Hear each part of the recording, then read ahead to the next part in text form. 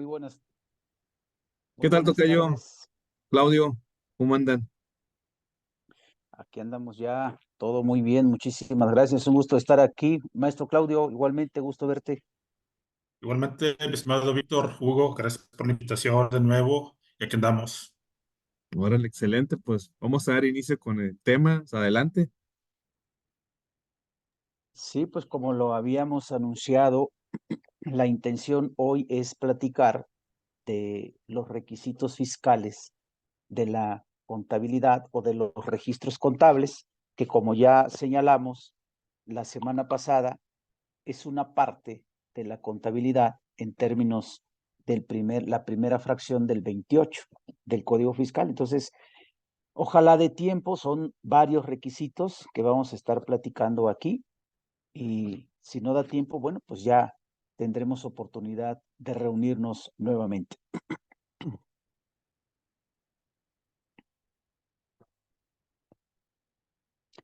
Entonces, como comentaba este maestro Claudio, tocayo, maestrazo igual, pues no sé, vamos a comenzar con la parte medular de esto, que como ya sabemos, desde el 2014, en una reforma que se dio en las disposiciones fiscales, se exige que los registros contables se realicen de manera electrónica y que en la práctica le llamamos contabilidad electrónica, aunque el Código Fiscal hace referencia a ello como contabilidad en medios electrónicos. Entonces, uno de los primeros requisitos para cumplir con esta exigencia fiscal es que los registros contables se realicen de manera electrónica. Y cuando hablamos de manera electrónica, pues no tiene que ser precisamente comprarse un programa de contabilidad, porque incluso la autoridad ha liberado ya desde hace rato un aplicativo o una aplicación que puede instalarse en la computadora y generar una extensión en el Excel, en la hoja electrónica, para generar estos archivos que se requieren. Entonces, el primero de los requisitos es justamente que el registro contable se haga a través de medios electrónicos. ¿Cómo ven esta exigencia? Coincido con lo que comentas, mi estimado Víctor. Y sí, la autoridad ya desde hace tiempo ha generado los archivos en medios electrónicos para que tú la lleves, no necesariamente en un sistema contable electrónico como tal, sino incluso, como comentamos la vez pasada, lo puedes llevar incluso en Excel. Recordemos que el 31 del Código de Comercio, si mal no recuerdo, te establece, no, 33 y 34 del Código de Comercio, establece que tú debes de registrar por tu actividad comercial tus pólizas y el detalle de tus pólizas. Ese vendrá siendo el origen de lo que viene siendo la parte medular de la contabilidad. Ahora bien, si nos remitimos a la historia, a lo que viene siendo la parte del creador del concepto contable o del creador de la partida doble o del creador del cargo y el abono, que es el fray Luca Pacioli, esto viene a raíz precisamente de la actividad comercial en aquel entonces. Entonces, no es que digas, es que la contabilidad electrónica, la contabilidad financiera, no. La contabilidad electrónica emana de un acto de comercio y consecuentemente ese es su origen. No puedes estar peleando, es que la norma me dice esto, y es que la norma financiera me dice esto otro, y es que la norma fiscal me dice esto otro. No, te digo, es un acto de comercio lo que emana del registro contable. Ya la normatividad que tú le des es muy diferente. Ya los conceptos que tú agrupas es muy diferente. Pero lo que viene siendo la parte de la contabilidad emana de un acto de comercio. No sé ustedes qué opinen. Sí, sí, le coincido totalmente con lo que señalan. Digo, ciertamente eh, el mismo código de comercio, como bien han expuesto, pues es el punto de partida, ¿no? Tan así que desde la época del Porfiriato se ha prácticamente modificado desde muchos años para acá y bueno, hay quien dice que no se modifica, ¿no? En fin, pero la verdad, pues, dicho de otra palabra, yo creo que es cuando quizá se está únicamente visto o inmiscuido, eh, ver nada más una línea y en esto pues hay que ver un todo, ¿no? Entonces, coincido en que el punto de partida es el código de comercio y obviamente pues hacia abajo, ¿no? Prácticamente ver ya el 33 del reglamento del Código Fiscal, donde viene los parámetros o los requisitos que indica propiamente este reglamento. Adelante, Tocayo. Sí, muchas gracias, amigo. Desde luego que aquí lo estamos separando respecto justamente de lo que hablan de un acto de comercio, porque las no lucrativas, por supuesto, las prestadoras de servicio, que también fiscalmente tienen una obligación de llevar contabilidad o de realizar registros contables, lo estamos apuntando al acto de comercio regulado justamente por el Código de Comercio. Sin embargo, si lo ampliamos un poquito más, encontramos que los contribuyentes del título tercero también tienen la obligación fiscal de realizar registros contables y aquí quisiera hacer la separación porque la semana pasada tuvimos la plática que le titulamos las normas de información financiera y frente a las disposiciones jurídicas para dejar en claro que el cumplimiento de las NIF, por un lado, dijimos, no estamos diciendo que no se cumpla con las NIF. Sin embargo, no es el único marco normativo, porque incluso yo veía un comentario donde dicen, en México debemos aplicar las NIF. Y eso es justamente lo que se trataba el año pasado, digo, la semana pasada. ¿Dónde dice que en México debemos aplicar las NIF? Pues en las NIF, claro, por supuesto, normativo que debiéramos aplicar en México, pero el comentario iba justamente bajo ese hilo, porque hay quien incluso señala que la sustancia económica tiene fundamento en la NIF, cuando no es así. De hecho, la esencia de la contabilidad, en el origen de la contabilidad, justamente está la sustancia económica, con NIF o sin NIF, porque hay quien dice que sin NIF haces trampa.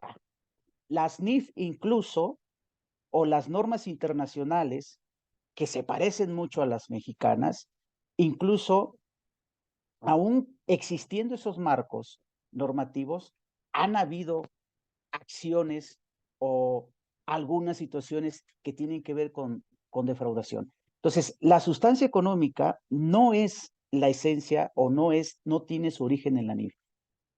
En realidad, el registro contable emana justamente, ahora sí como lo decías, maestro Claudio, en esta actividad económica, porque de hecho la misma norma de información financiera, si es que se quisiera tomar como base, cuando define contabilidad, que por cierto, he dicho sea de paso, la NIF dice que los contadores somos compiladores, porque cuando define contabilidad para el 2023, dice que la contabilidad es una técnica que se utiliza para compilar. Imagínense, los contadores somos compiladores. Entonces, aquí la situación es el hecho de que en una actividad económica se hacen registros para mostrar cierta información que permitirá tomar decisiones. Y entonces, aquí el asunto es que dentro de la técnica que se utilice, la que sea, porque incluso si lo llevamos al tema del Código de Comercio, que establece, como bien lo decías, maestro Claudio, una serie de requisitos respecto a estos registros contables o la información financiera, entra entonces la disposición fiscal, que es la que nos interesa en la mayoría de los casos, porque tenemos una autoridad que nos fiscaliza y nos revisa.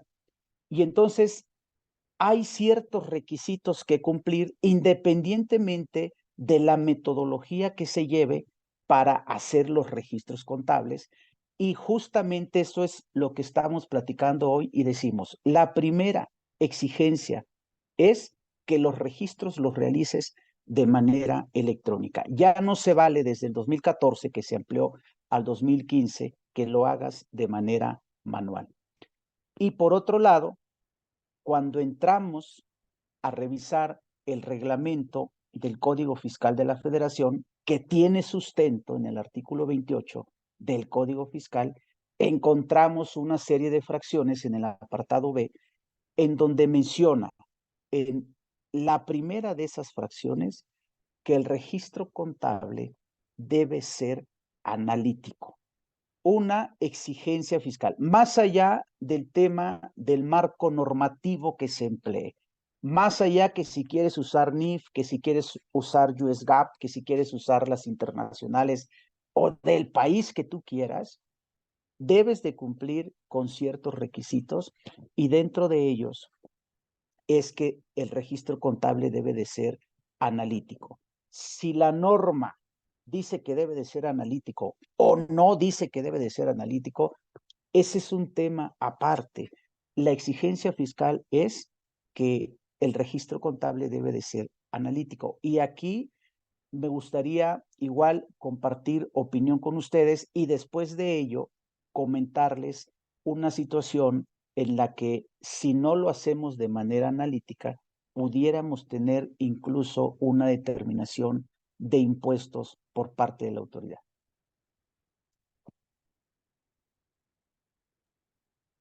Adelante, Claudio. Coincido con todo lo que comenta mi estimado Víctor. Y sí, te digo, la propia ley fiscal te establece que deben ser registros analíticos, pero no te establece, como lo hemos comentado, que tú apliques la norma de información financiera. Entonces, eso es lo que tenemos que separar, y eso es lo que tenemos que definir precisamente, como yo lo comentaba la semana pasada, el alcance de la aplicación de cada una de las normas, llámese jurídicas, llámese de información financiera, llámese legales, llámese como se llame. Y no nos estamos hablando también ni como fiscalistas, ni como aplicadores de la norma de información financiera, ni con un punto de vista legal. Estamos hablando en función del poco o mucho conocimiento que podamos tener, te digo, pero sobre todo compartir puntos de vista, que es lo que nosotros tenemos que hacer. Nos falta muchísimo por aprender, te digo, este mundo contable, olvídate, es poco lo que podemos saber nosotros. Pero sí te digo, hay que saber distinguir. Y reitero, no te piden que tú hagas un registro en base a la norma. ¿Por qué? Porque a la autoridad no le interesa. A la autoridad lo que le interesa es, dime, paga mis impuestos y regístrame analíticamente tus operaciones en función a lo que yo te estoy pidiendo. No te estoy pidiendo que me lo registres en función a las normas internacionales, a las normas de información financiera, a las normas, como bien dices tú, Víctor, de X país. Yo, autoridad, te estoy diciendo, regístramelo así. Que ya tú como empresa, tú como empresario, lo tengas enfocado de una manera diferente, esa parte lo fiscal. Te digo, pero no, hay que combinarlas, pero hay que tener claramente ese punto de separación entre la parte fiscal y la parte financiera y la parte legal. No sé qué opinan ustedes. Totalmente. Yo creo que ese punto de ver todos esos ámbitos quizá cueste mucho a algunos colegas que quizá solamente ven o se observan nada más un solo punto. Eh, entonces, en ese marco, en esa tesitura, es bien importante lo que comentan, porque prácticamente a la autoridad le interesa fiscalizar, le interesa llevar arcas de dinero, dinero a sus arcas, ¿no? Entonces, no le interesa el marco que como contribuyentes podamos emplear. ¿no? Le interesa fiscalizar, le interesa recaudar, ¿no? Entonces, eso es lo importante, pero sí, separar nosotros cada ámbito en particular, pero eh, no estamos obligados fiscalmente y como por ahí se comenta, no es que quizás seamos fiscalistas o abogados o seamos ambos, sino simplemente estamos en un marco regulatorio donde al final de cuentas tenemos que observar la ley o las leyes en diferentes ámbitos, en diferentes épocas, utilizando métodos diferentes para llegar a un punto. Pero indudablemente las reglas que como lo pide y lo exige la autoridad, entre otras, están en el artículo 33, como bien ya han anotado, del reglamento del Código Fiscal de la Federación.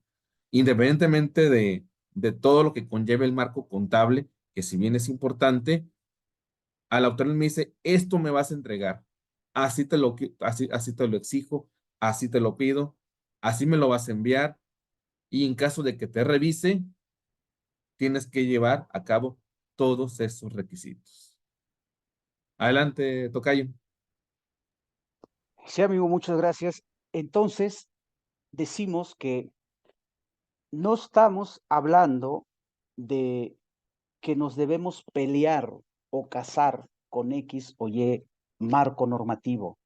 Simplemente queremos precisar dos cosas. Uno, que quien dice que es obligatorio aplicar las NIF es un mentiroso.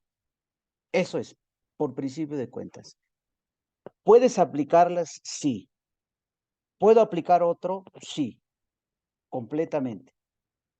Segundo, el marco normativo que apliques hoy, esta plática, en tu registro contable debes aplicar o cumplir ciertos requisitos. Hacerlo en medios electrónicos, pero ojo, esta disposición es únicamente para los contribuyentes que fiscalmente, aclaro, fiscalmente están obligados a llevar contabilidad. Porque hay contribuyentes que fiscalmente no están obligados a llevar contabilidad, más allá que la lleven o no por el tema del negocio. O sea, el tema del negocio lo exige, sí, pero más allá del tema del negocio, lo que queremos dejar en claro es que si yo soy un contribuyente que fiscalmente no estoy obligado a llevar contabilidad, la autoridad no me la puede exigir. Eso es por principio de cuentas. Segundo, si yo fiscalmente sí estoy obligado a llevar contabilidad, hay un marco normativo que cumplir fiscal, jurídico, más allá del financiero, que se pueden combinar porque no están peleados, se complementan. Entonces, en este caso, primer requisito es, si tú estás obligado fiscalmente a llevar contabilidad, la tienes que hacer de manera electrónica. Segundo, tus registros contables deben de ser analíticos, que insisto, no están peleados con lo financiero, pero en lo financiero pudiéramos prescindir. Les voy a poner un ejemplo. Vamos a suponer que hoy, 25 de enero, un cliente me hizo 4 depósitos de 100 pesos a la misma cuenta. Me hizo transferencia a la misma cuenta 4 veces 100 pesos. Independientemente de que me haya pagado la misma factura o no. Me pagó la misma factura, diferentes facturas, pero es el mismo cliente que me hizo transferencia 4 veces de 100 pesos. Es decir, hoy de ese cliente a bancos entraron 400 pesos y disminuye su cuenta en 400 pesos. La intención de la norma es al final del periodo que el comerciante, el empresario, el contador, como le quieran llamar, al final del periodo que el contador marca, la intención de la norma es brindar información respecto del comportamiento en un periodo para ciertos análisis, a una fecha para otros análisis, etcétera. Los estados financieros, 4 estados financieros básicos que señala la norma, tienen distintas finalidades, pero no nos exige, en este caso, que si el cliente me depositó 4 veces 100 pesos, que yo haga 4 veces un cargo de 100 pesos y que abone 4 veces 100 pesos la cuenta de cuentas por cobrar o clientes, como le quieran llamar. Sin embargo, la norma fiscal sí, porque esta exigencia de ser analítico el registro contable, si la autoridad me revisa, por ejemplo, me pide mi contabilidad de enero del 24 y me dice, a ver, tráeme tu registro auxiliar de bancos. Y yo le entrego el reporte, el registro auxiliar de bancos, y la autoridad tiene un estado de cuenta bancario donde dice que hoy a mi cuenta entraron 4 veces 100 pesos, pero mi contabilidad solo tiene un cargo de 400. En bancos yo capturé 400 pesos contra clientes 400 pesos, pero mi estado de cuenta tiene 4 veces un depósito de 100, 4 depósitos de 100. En ese caso, yo les aconsejo, les recomiendo que revisen el artículo 59 del Código Fiscal de la Federación.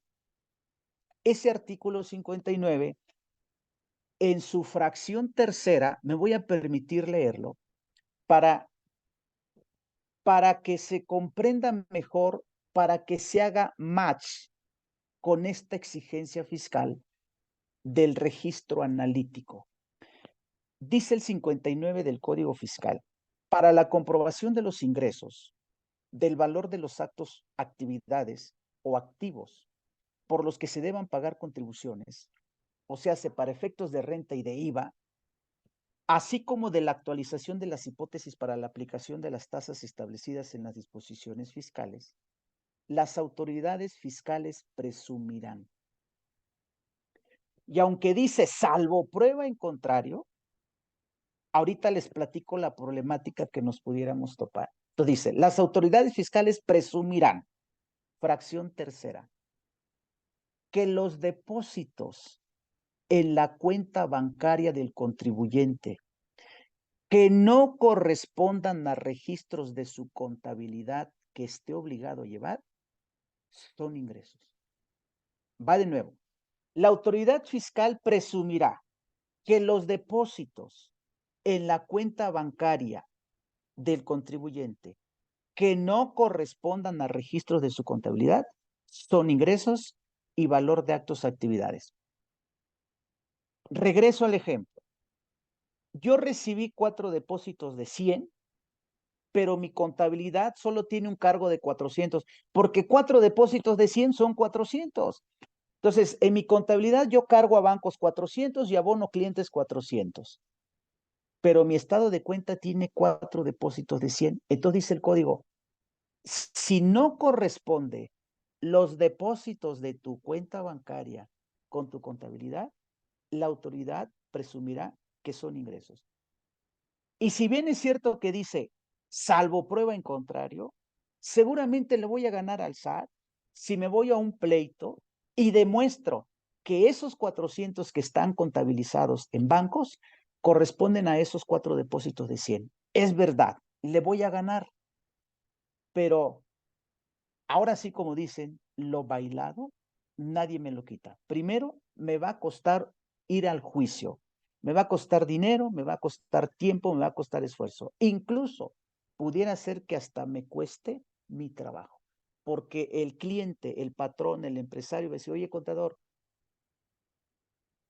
si la autoridad ya me está viendo, pues es por tu culpa, contador. No estás haciendo las cosas bien. Y es verdad que ganamos, pero mira, me trajiste con el alma en un hilo. Entonces, conclusión respecto a este primer o segundo requisito. Ya dijimos medios electrónicos. Segundo, ser analítico. No estoy diciendo, y aclaro, porque hay perversos que toman la información que nosotros platicamos acá para llevar el agua a su molino. No estoy diciendo que la norma sí lo diga o que la norma no lo diga. Estamos hablando de la parte fiscal, de la exigencia fiscal. Si la norma lo dice, excelente, qué bueno, son compatibles. Si la norma no lo dice, lamentable, pero no estamos hablando de la norma, estamos hablando de la exigencia fiscal. Si tú tienes varias operaciones en el mismo día con el mismo contribuyente, el patrón, proveedor, cliente, etcétera, que tu registro contable sea analítico para evitar este tipo de controversias con la autoridad. Maestro Claudio.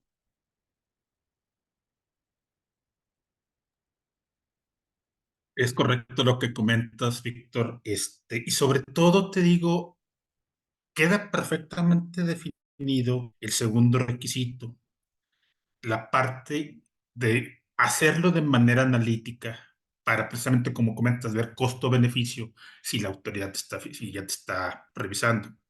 Pero por otro lado también, Víctor, y eso es lo que tenemos también que visualizar, que la norma o las normas de información financiera no se aplican de manera estricta. ¿Por qué? Porque recordemos que hay diferentes tipos de empresas, diferentes tipos de contribuyentes, si tú bien lo puedes decir, que está el régimen general de ley, que incluye el reciclo, pero también acuérdate que para la aplicación de las normas contables, un ejemplo, lo que viene siendo lo que se conoce como armonización contable, no te aplica las normas de información financiera, te aplican las bases y las partes medulares que el gobierno ha venido desarrollando a través de los años.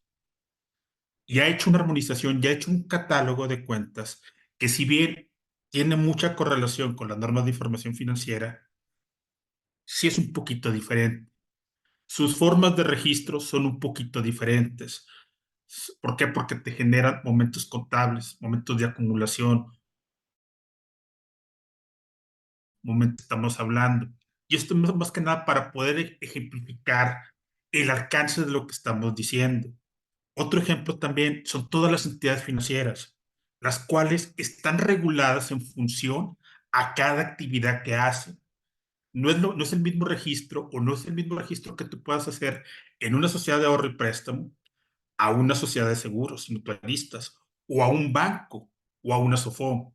Si bien son partes relacionadas, por decirlo de esa manera, en cuanto a sus registros son diferentes. Y si tú lo comparas con las normas de información financiera, hay relación sí, pero no hay aplicación.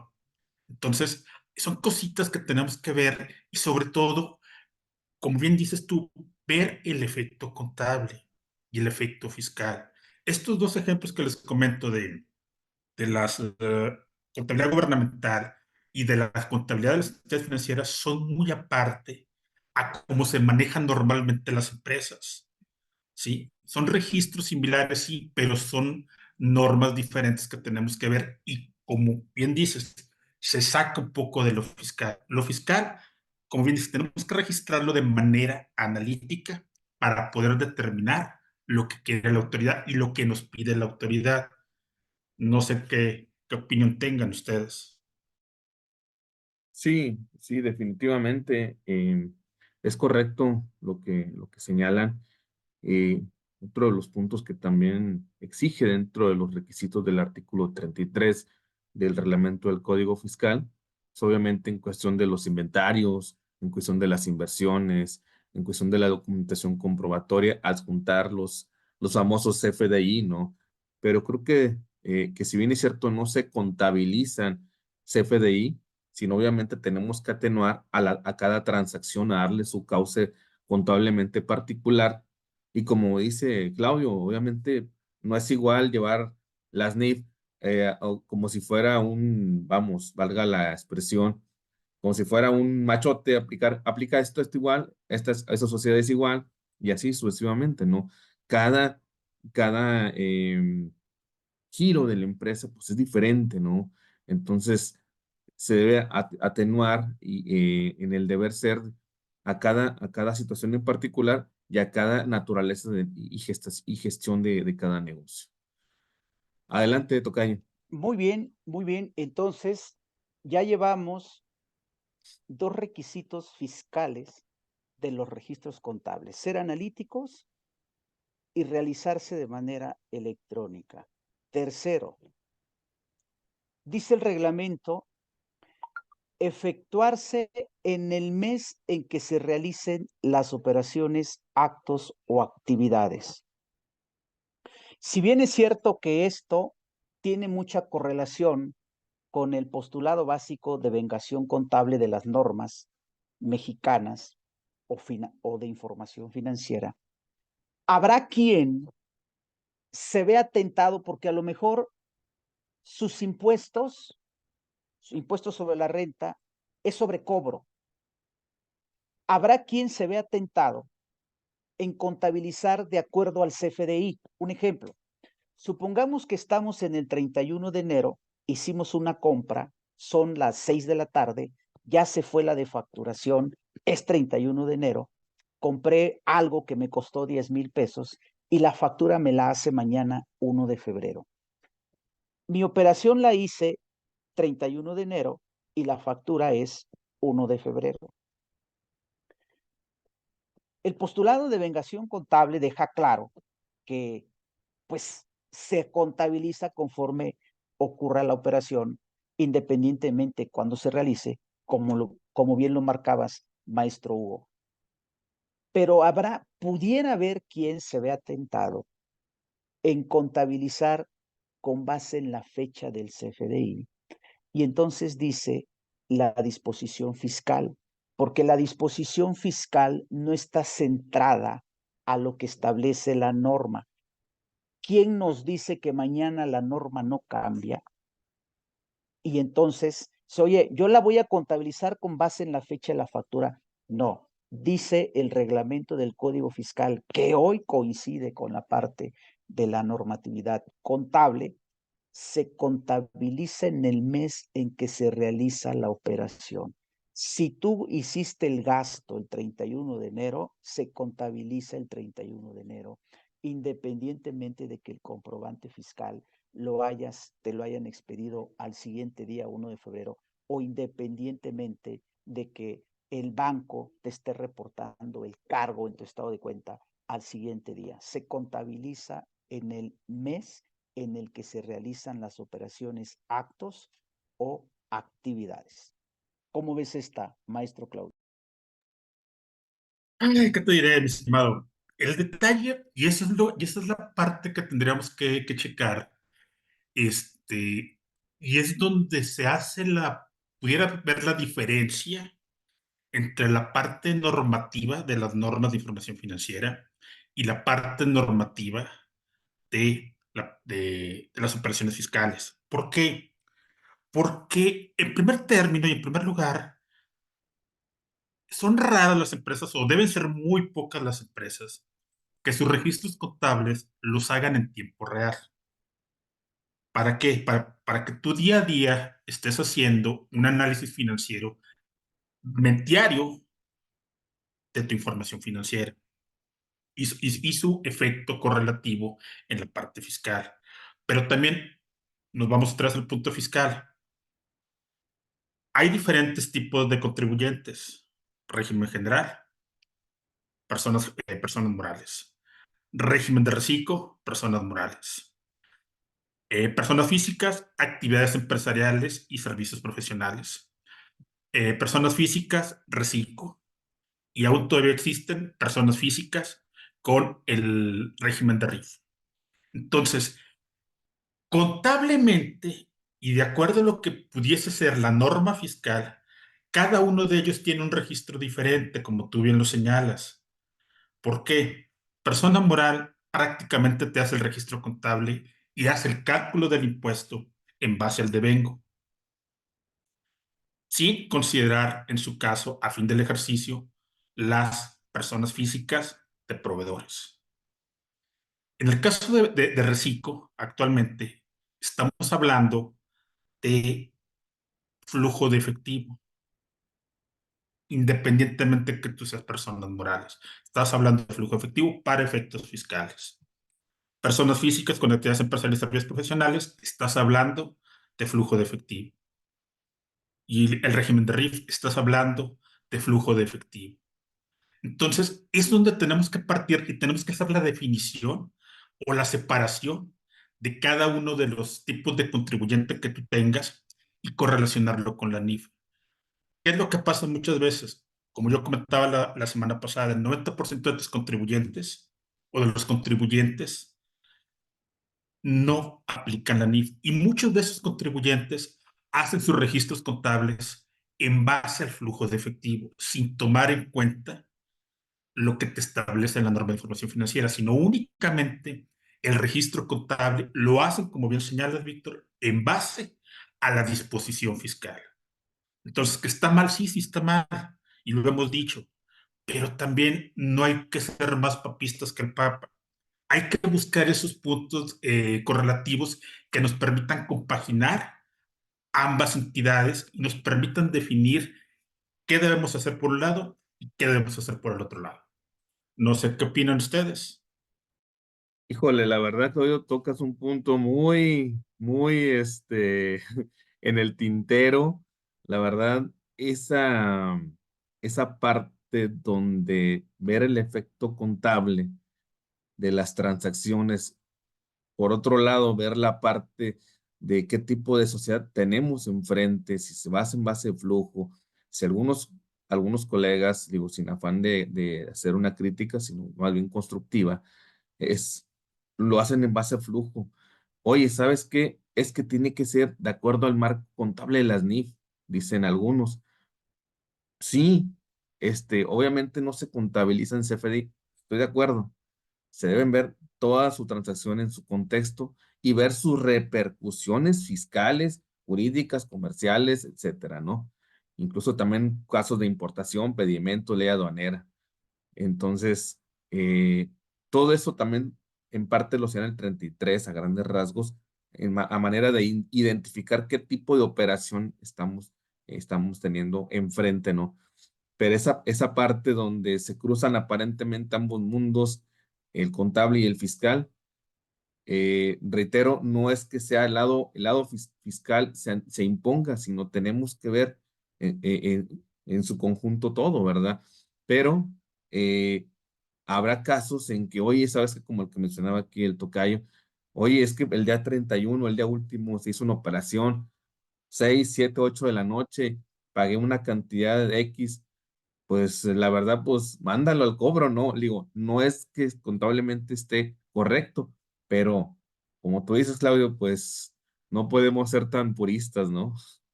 Adelante, tocayo. Bueno, entonces dijimos que medios electrónicos, analíticos, efectuarse en el mes en el que se realizó la operación, acto o actividad. Hay un requisito allí mismo en el primer párrafo del artículo 33, apartado B, que para efectos financieros me parece adecuado, pero fíjense, para efectos fiscales, dice, a más tardar dentro de los 5 días siguientes a la realización de la operación, acto o actividad. Por supuesto, días hábiles conforme al artículo 12 del Código Fiscal de la Federación. Pero si alguien hoy hace una compra para efectos fiscales, dice el reglamento, tiene solo 5 días hábiles para hacer la póliza. Por supuesto que es una situación muy exagerada, como sucede en el caso del CFDI de nómina, que el artículo 99, fracción tercera de renta, dice que la nómina debe timbrarse el día que se paga. Se nota ahí mucho que el legislador no está en las entrañas del área de recursos humanos, donde el día que se paga la nómina hay una desfiladera de trabajadores reclamando un peso de diferencia en sus depósitos y entonces, oye, tienes que timbrar la nómina hoy y dice la de recursos humanos, yo ya me quiero ir, ya mañana vengo y timbro la nómina y dice la ley de renta, no, tienes que timbrar el día que la pagas. Afortunadamente hay una regla miscelánea respecto al timbrado de nómina que otorga plazos de acuerdo al número de trabajadores. Asimismo, hay una regla miscelánea que nos otorga más plazo respecto a la fecha o el tiempo en el que se tiene que realizar el registro contable. Es la regla 28113 la que establece que el registro contable puede realizarse a más tardar el mes siguiente al que se realizó la operación. Si yo hago una compra hoy, yo tengo todo lo que resta de enero y todo febrero para realizar el registro contable. En teoría no ocuparía todo el mes.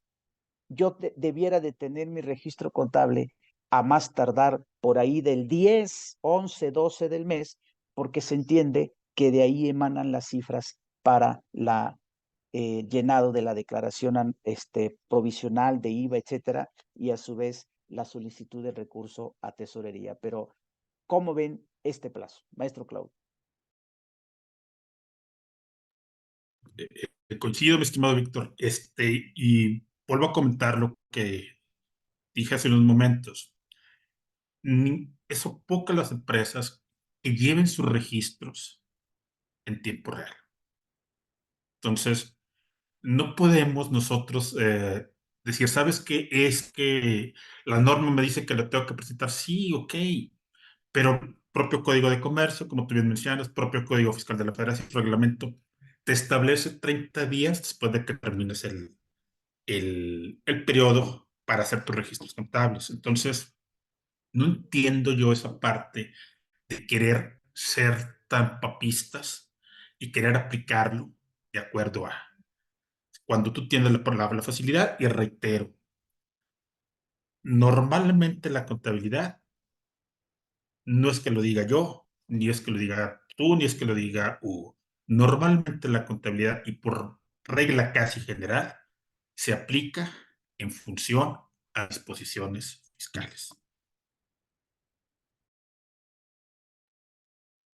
Sí, sí, es correcto. Eh, la verdad, de todo lo que se ha vertido, estoy totalmente de acuerdo, ¿no?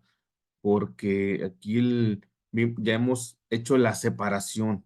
Creo que eso es bien importante. No es que se enfoque únicamente en lo fiscal, pero tenemos que seguir los lineamientos, los requisitos que ya se han vertido para cumplir, con el objeto de enviar nuestra contabilidad, obviamente sin olvidar el marco contable, que obviamente la autoridad no lo impone, como se dice, a rajatabla, que tienes que utilizar este método, este otro o este, ¿no? Ya bien dijo el tocayo al inicio, incluso puede ser hasta en Excel. Incluso me acuerdo que por ahí ya hace algunos años había un programa, no sé si se acuerdan, que se llamaba Acción o Acción, ¿verdad? Era un Excelazo, ¿no? La verdad. Y venía prácticamente todos bueno, los financieros, que el balance general, el estado de resultados, no sé si venía el estado de cambios o el de capital contable. eh, y la verdad estaba muy amigable, lo desaparecieron, pero la verdad muchos sí, me acuerdo que en ese entonces optaban por ese método. Y la verdad, me acuerdo que alguien por ahí en ese entonces, no sé si en algún foro que empieza con F de Fiscalía, por ahí lo comentó, oye, es que no es posible, pues nada más digan en dónde se prohíbe, ¿no? Entonces, la verdad está permitido. Adelante, Claudio. Y mira, Hugo, y en función a esto que tú comentas, y eso es también, volvemos al mismo punto, vamos, que no tienes tú una obligación de llevarla como tal. Yo me atrevo a preguntar, precisamente ahorita que haces ese comentario del sistema que era un Excelazo, ¿quién te impide a ti como contribuyente, llámese pequeño, llámese grande, mediano, llámese grande, que tú hagas tu contabilidad en base al CFDI? Que agarres tu contabilidad, digo, yo lo he hecho, para efectos de alguna revisión, agarras tu contabilidad, agarras tu CFDI de ingresos, agarras tu CFDI de egresos, los bajas a Excel, los generas sin ningún problema, les das formato de póliza, lo cruzas precisamente con tu estado de cuenta, que también lo puedes bajar a texto, lo puedes bajar al Excel, lo juntas, le determinas cuentas en base a qué. Puede ser en base totalmente a un catálogo normal financiero, o bien puede ser en base a un catálogo que te ha generado el SAT. Lo haces y tú lo presentas a una revisión o tú lo presentas a un tercero que esté interesado en la empresa, no te va a decir nada. ¿Por qué? Porque tus registros están en base a cómo ellos lo requieren y están en base a lo que te establece Código de Comercio. Y también están, no del 100%, pero están en base a lo que te establecen las normas. Entonces, esos son puntos que también tenemos que ver y te digo, no te lo impide, pero sí, sí puedes tú hacerlo sin ningún problema. No sé cómo lo vean ustedes. Está muy espinoso para muchos lo que acabas de comentar, maestro Claudio. Pero bueno, regresamos al tema de requisitos. Entonces dijimos, en medios electrónicos, analíticos, efectuarse dentro del mes. Hay un plazo que, pues, antes debiéramos tenerlo por el tema de los impuestos. Y yo quiero comentar dos requisitos más, porque ya veo que se está acercando la hora, que son esenciales. Uno de ellos es que en la póliza deben aparecer los datos del CFDI. 3 datos específicamente, y dependiendo de ese entorno pudieran ser otros datos más. El UUID o el folio fiscal, el RFC. Del contrario, si yo soy cliente, el RFC de mi proveedor; si yo soy proveedor, el RFC de mi cliente. Entonces, el UUID, el RFC y el monto. Esos 3 datos deben aparecer en las pólizas en ciertos nodos, en ciertos campos, que en el mundo del XML se llama etiquetas. No en la descripción, no en el concepto, en ciertos espacios específicos para ello deben aparecer esos 3 datos. Y si el CFDI viene en moneda extranjera, entonces la moneda y el tipo de cambio. Y el otro dato tiene que ver con el método de pago. Para efectos de contabilidad fiscal se llama método de pago, para efectos de CFDI se llama forma de pago. Si yo voy a hacer una póliza donde voy a registrar el pago que me hizo mi cliente, si mi cliente me paga con transferencia, en la póliza debe aparecer información de cuenta origen, cuenta destino, banco destino, el RFC del beneficiario, el nombre del banco. Esos datos deben aparecer en el registro contable. Entonces, hablamos de 2 aspectos distintos que debiéramos considerar al momento de realizar las pólizas: datos del CFDI o del comprobante fiscal, que puede ser emitido por un residente en el extranjero, y datos del método de pago. Eso es prácticamente lo que comentaba hace un momento, Víctor. O sea, con lo que yo te comentaba, son los datos que tú tendrías que hacer en la póliza. Ya tú te encargarías prácticamente de hacer tu separación, tus etiquetas y pudieras hacer todo lo que tú requieras. Por eso te comentaba, o sea, no te dicen que debas de hacerlo de una manera. Lo puedes hacer, sí, pero tenemos que definir hacia dónde, cómo y por qué. Sí, es correcto porque vamos, realmente, independientemente del giro o naturaleza de cada negocio, sabemos y debemos de conocer cómo opera, y darle el tratamiento adecuado sin un marco contable fijo, es decir, sin una obligación a utilizar tal método, ¿no?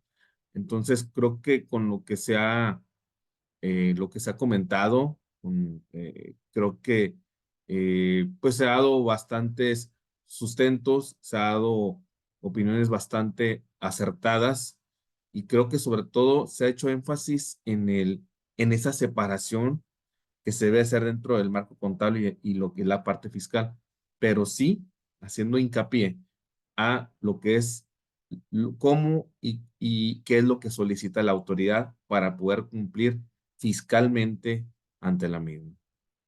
Adelante, tocayo. Sí, excelente. Entonces, yo quiero cerrar, me gustaría escuchar la opinión de ustedes, porque pudiéramos preguntarnos, ¿qué pasa si no cumplo con estos requisitos fiscales de los registros contables? Son más. Aquí mencionamos estos por el tema del tiempo, pero si ustedes quisieran, quienes nos están escuchando hoy o que lo escucharán después de manera diferida, si quisieran revisar más requisitos, estuvimos platicando del artículo 33, apartado B del reglamento del Código Fiscal, que tiene sustento en el 28 del Código Fiscal y 2, 3 reglas misceláneas que mencionamos por ahí. Yo quisiera saber su opinión, les voy a dar mi opinión, yo quisiera saber su opinión respecto de lo siguiente.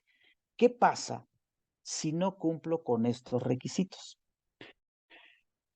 En mi opinión, el artículo 27, fracción cuarta de la ley del ISR, y que a su vez también tiene aplicación para las físicas porque hay una remisión para allá. El artículo 27, fracción cuarta de la ley del ISR, cuando señala requisitos de las deducciones, establece que debe estar debidamente registrado en contabilidad. Y si nosotros nos vamos al artículo 76, donde nace la obligación de las personas morales del régimen general de llevar contabilidad y que también está en la ley del IVA, porque hay quien se pregunte, oye, si la ley del IVA es flujo, ¿no debo llevar contabilidad? Pues ahí dice que sí, del artículo 32 de la ley del IVA dice que sí tienes que llevar contabilidad y también la ley del IEPS en el artículo 19, fracción primera en ambos casos. El 76, fracción primera de ley de ISR, establece que las morales del título segundo, y que a su vez también aplica a las morales del séptimo, que son las de reciclo, y también hay cierta salpicada ahí en las físicas, establece que deben de llevar contabilidad en términos del Código Fiscal. Y cuando nosotros nos vamos al Código Fiscal, ahí se establece que la contabilidad debe hacerse en términos, o los registros contables, en la fracción segunda, me parece, del 28 del Código, deben hacerse conforme el reglamento del Código Fiscal. Entonces, en mi opinión, me gustaría saber la opinión de ustedes. En mi opinión, con base en esta correlación, la autoridad pudiera rechazarnos la deducción si nuestros registros contables no cumplen con estos requisitos que acabamos de mencionar. Esa es mi opinión. Me gustaría escuchar la opinión de ustedes. Muy buen punto de vista, Víctor. Y la verdad te digo, la autoridad te pudiese sancionar, te pudiese rechazar, está eh, muy endeble. Y como ustedes bien saben, este tipo de situaciones son sujetos de controversia fiscal. Sí, entonces, ¿por qué? Porque la sustancia económica es la que, como tú bien decías al principio, es la que emana todos nuestros registros fiscales, nuestros registros contables. Entonces, te pudiera sancionar la autoridad, te pudiera rechazarlo, quizás, pero es a criterio de ellos y es una aplicación de ley. Pero ¿qué tienes tú que hacer?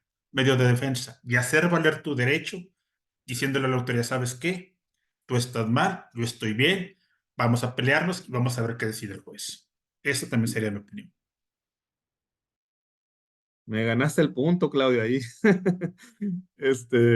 Sí, sí, coincido porque por ahí incluso hay varios criterios ahí de la corte que señalan que cuando en caso de que un visitador te indique dentro de una visita, oye, ¿sabes qué? Pues yo la contabilidad o los registros que deben tener me los debes de enterar así, así, así, y de esta forma, hay defensa específicamente para esos casos, entonces sí tendrías que irte a pelear con el SAT, ¿verdad?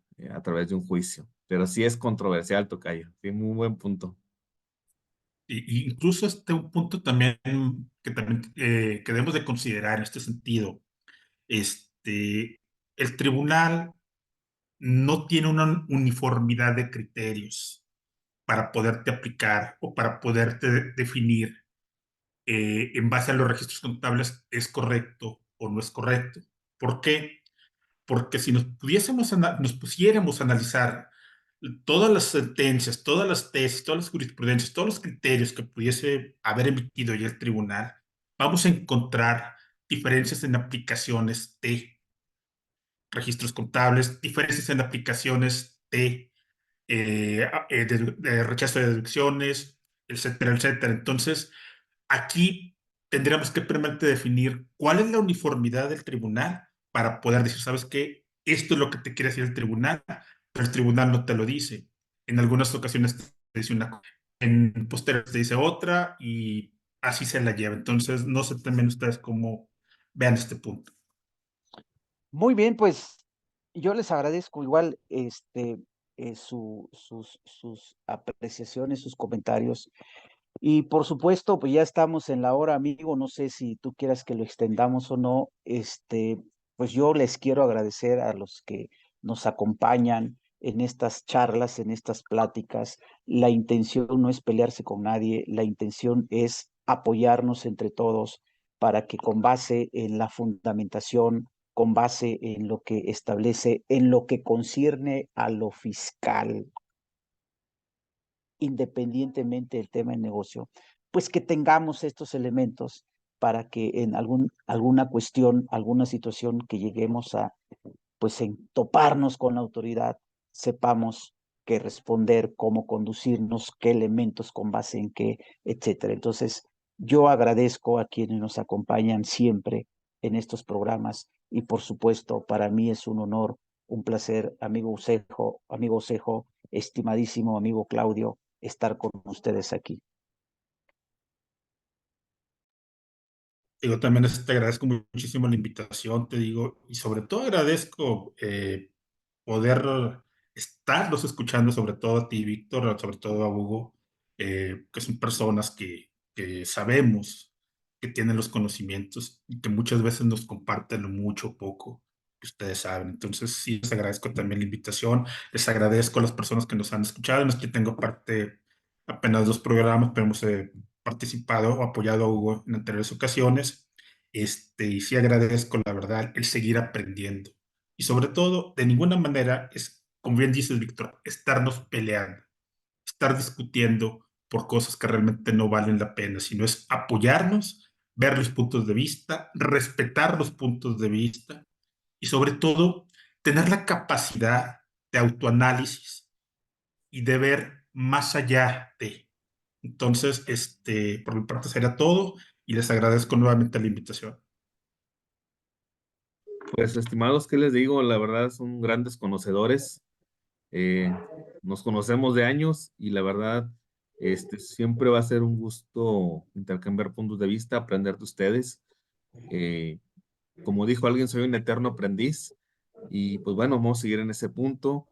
Y Claudio, dices una palabra muy, muy, muy adecuada, muy correcta, el ser autocríticos, porque quien no tiene autocrítica, a mi punto de vista, eh, habla o se denotan muchas cosas.